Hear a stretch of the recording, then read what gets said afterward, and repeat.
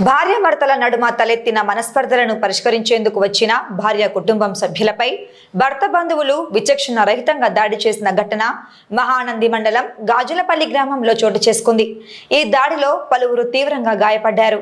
బాధితులు తెలిపిన వివరాల మేరకు గాజులపల్లి గ్రామానికి చెందిన భార్య కుటుంబ సభ్యులు భార్య భర్తల నడుమ ఉన్న వివాదాన్ని పెద్ద మనుషుల సమక్షంలో మాట్లాడి పరిష్కరించేందుకు గాజులపల్లికి వచ్చారు. పంచాయతీ జరుగుతున్న సమయంలో ఇరు వర్గాల మధ్య మాట పెరిగింది. ఈ క్రమంలో ఆగ్రహానికి గురైన భర్త కుటుంబ సభ్యులు భార్య బంధువులపై విచక్షణ రహితంగా దాడి చేశారు. ఈ దాడిలో తీవ్రంగా గాయపడిన బాధితులను వెంటనే నంద్యాల ప్రభుత్వ సర్వజన ఆసుపత్రికి తరలించి చికిత్స అందిస్తున్నారు. అయితే గాయపడిన వారిలో ఒకరి పరిస్థితి అత్యంత విషమంగా మారడంతో వైద్యుల సూచన మేరకు మెరుగైన వైద్యం కోసం కర్నూలు ప్రభుత్వ ఆసుపత్రికి తరలించారు. ఈ ఘటనపై బాధితులు తీవ్ర ఆవేదన వ్యక్తం చేశారు. తమపై దౌర్జన్యంగా దాడి చేసి తీవ్రంగా గాయపరిచిన వారిపై కఠిన చర్యలు తీసుకోవాలని, కేసు నమోదు చేసి న్యాయం చేయాలని పోలీసులను కోరారు.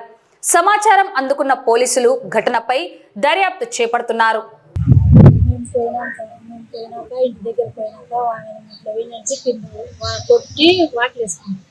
వాటిలు వేసుకున్నాక మేము లేపినాం. ఎందుకురా కొట్టినావో మీ అమ్మని, నువ్వు రావాలి కదరా చెప్పాలి కదా సత్నాను అంటే వాడు రాలేదు సార్.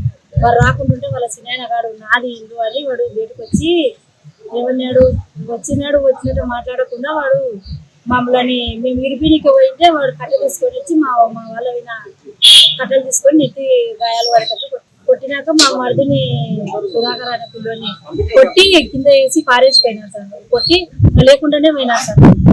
మేము మా పిల్లలు సీరియస్ ఉందని మేము ఆటో తీసుకొని మేము హాస్పిటల్కి వచ్చినాం. 100కు ఫోన్ తెచ్చే వాళ్ళు ఏం చెప్పలేదు సార్. ఇది జరిగిన విషయం ఇది సార్. పన్నెండు నుండి పంచాయతీ చేసుకున్నాం సార్. మొగుడు తోలుకుంటున్నాడు గురువయ్య బులచ్చిని తోలుకుంటున్నాను. తొలకపోయి 10 రోజులు అయింది సార్. తొలకపోయిన తర్వాత కొడుకు తండ్రి ఏం కొట్టాడుతున్నారు.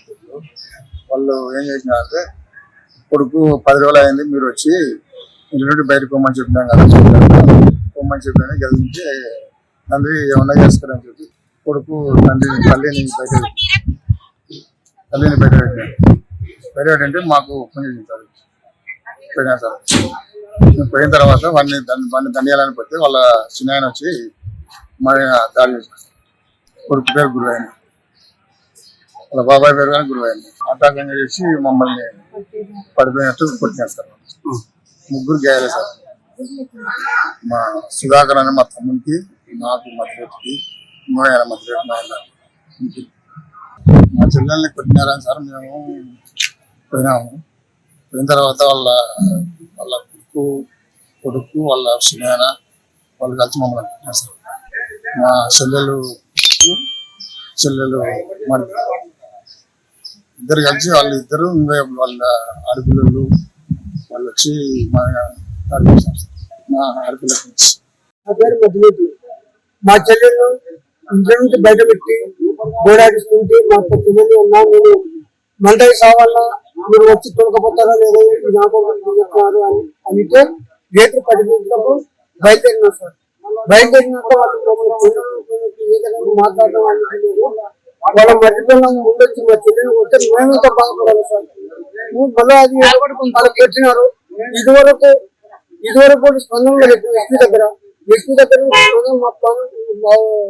మానంద చేసిన సార్లు పాని మండలానికి మా మండలంలో మేము పెట్టించుకుంటే ఎస్ఐ సార్ పెట్టినాడు. మా ఊరు గ్రామం పెదవడానికి నా పిల్లలు నేను లాక్కుంటే నేను గడ్డకుండా వస్తాను, నా కొడుకు కాదు వాళ్ళతో మా భర్తని వస్తామని చెప్పి ఏంటి తెచ్చిపెట్టకుండా నిలబెట్టి చెప్పుతో కొట్టండి అని చెప్పి రాత్రి 9 గంటలప్పుడు నా భార్యని నేను దొరకపోతుంటే రోజు రాత్రి పోతుంది అంటే కూడా ఈయన కూడా తోడుకొని పోయినారు సార్.